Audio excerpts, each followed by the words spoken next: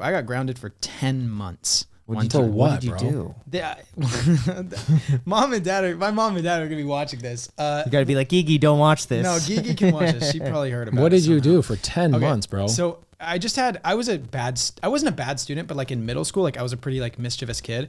And typically the kids that are like, mischievous kids that like end up like you, that are like really awesome, they're the ones that really, school's really hard on you.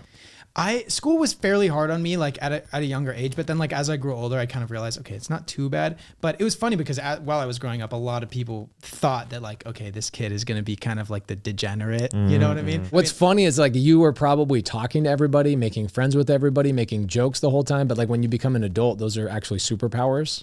Yeah. And nobody teaches you that in school. Like nobody says, hey, Jack, just so you know, you're going to end up just fine, bro. I was generally very good at socializing and making friends, but I was just all kind of life like a is. mischievous kid, right?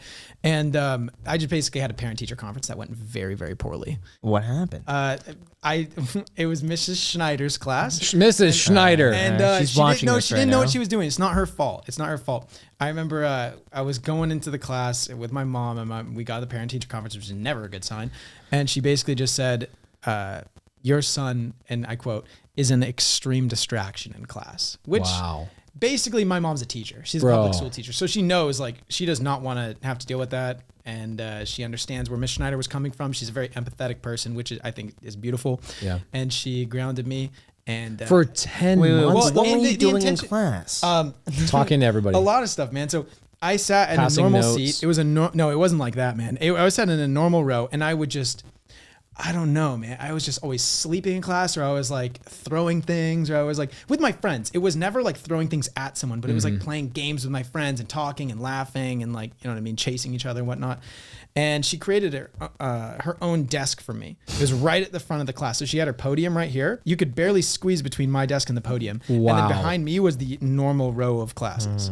You should, when you buy real estate, you should have an LLC name that's called Extreme Distraction LLC. Extreme Distraction. That's a good idea. That is a great idea. Oh, that's so good. Yeah, but it actually didn't even end up working, me being right in front of her podium. She actually Did your mom actually uphold the 10-month? No, well, yeah. So I was grounded for 10 months, but initially. What was the grounding? And why not? So why she just not took away, 9 like- months and why not 11 months? Exactly. Why 10 so months? Let me explain some things. I know it sounds kind of weird, but she didn't initially ground me with the idea of me being grounded for 10 months. It was just like, yo, you know, you're grounded, and until we fix some things, until you better yourself, then you can become ungrounded. So she took away my iPod Touch. She took away my PlayStation controller that I like just got, and also my birthday, I remember, was in a couple of weeks. And she goes, and I remember we're walking away from the parent-teacher conference. She's like, "There goes your birthday." Oh, No way.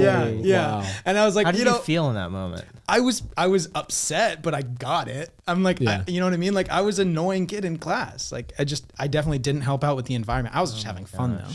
And then, I was just grounded. And I remember it was actually kind of a blessing because we were actually robbed that year, and the people broke into the house. They stole a bunch of stuff.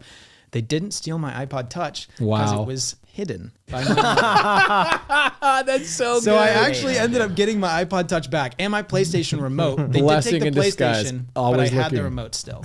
Always looking for the silver lining. gosh. Oh my gosh. But I ended up just kind of correcting some things. I became better. I remember like a few months in, I got caught because I took one of their old phones, the iPhone, and I was like texting my girlfriend at the time or whatever, like late at night, and she saw it as it fell out of my pocket or something. She's like, "You're not supposed to have this."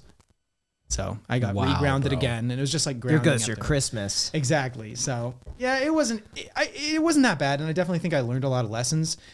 And honestly, like, who needs an iPod Touch when you're, how old was I? 13, 14. It was probably just a good thing for me not to have that anyways. Probably. Well, it turned out great. Does Mr. Schneider know that you're on one of the coolest podcasts of all time? I don't think she knows that. Reach out. Send her this Have her on link, the bro. podcast, dude. I would love to. She didn't do anything wrong. I would love she to was have just, her on the she was just podcast. explaining what was happening to my mother. So, Miss Schneider, if you ever end up seeing this, thank you for what you did. I feel like One of Jack's schoolmates needs to send this to Miss Schneider, please.